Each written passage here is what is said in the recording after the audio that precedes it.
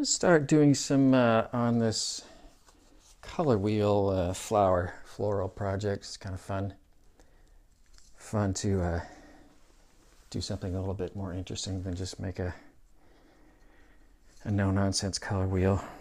There's all sorts of great ways to study color, and this is one of them. You'll notice I have, hopefully you can see the writing, but I have labeled each petal. Let me clean this guy up a touch. Still got some red in there. Each petal with, it's the first, well, the abbreviation for the color name. So yellow, yellow-orange, orange, red-orange, red, red-violet, violet, blue-violet, blue, blue-green, green, and yellow-green. And this is based on a pretty traditional color wheel. What I'm going to do first is create a watery version of each of the three primaries, and I'm going to just paint in each petal with a very watery version of the primary. So I'm just mixing up some yellow. This is the azo yellow, pretty straight up yellow. And I'm going to do this. Similar to painting the rectangular swatches, but a little bit more fun. There's going to be some fun overlapping in this project. And we will take advantage of sort of the natural overlapping effects that watercolor does because it's transparent, and we'll also have fun building on that. So there's my yellow.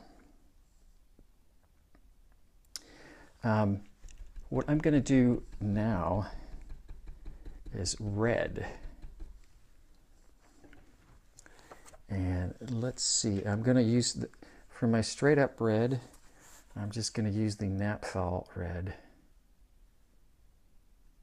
So I'm going to make a nice watery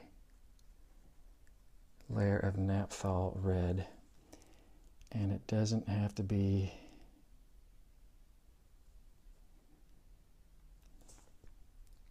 perfect.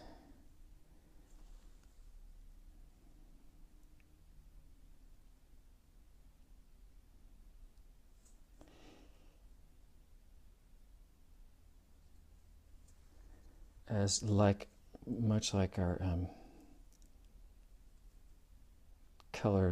two-color swatch studies, we'll be adjusting and changing and darkening and lightening and all sorts of good things.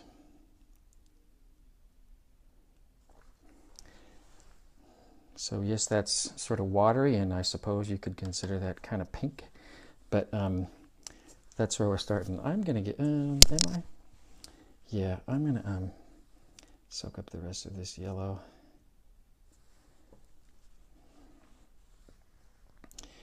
I'm trying to not be too worried about the perfection part. Easier said than done sometimes. Now for the blue. The blue is interesting. How so, you may ask? The blue, straight true blue, I've heard it called, or no nonsense blue is in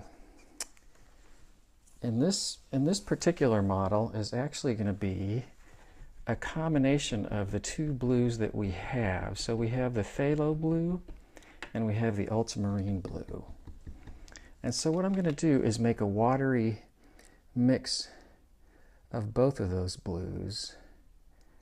And it's kind of interesting.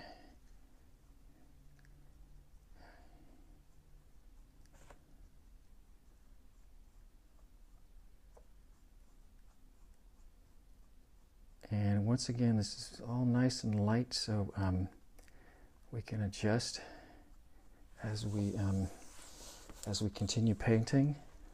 But there is my mix of a little bit of ultramarine.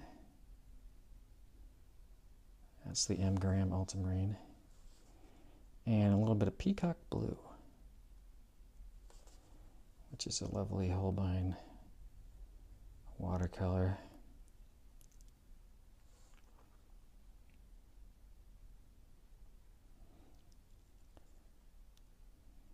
You will have to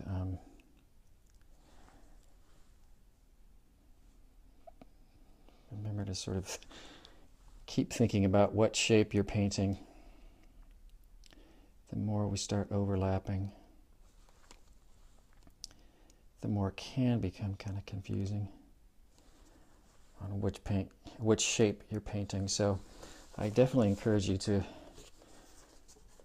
before you start out, to make sure you have in your mind, clear in your mind, which shape you're going to be painting. So I could come back and do the orange as a mix, but I'm going to let this dry first. And there will be a decent amount of letting things dry. So I'll be back.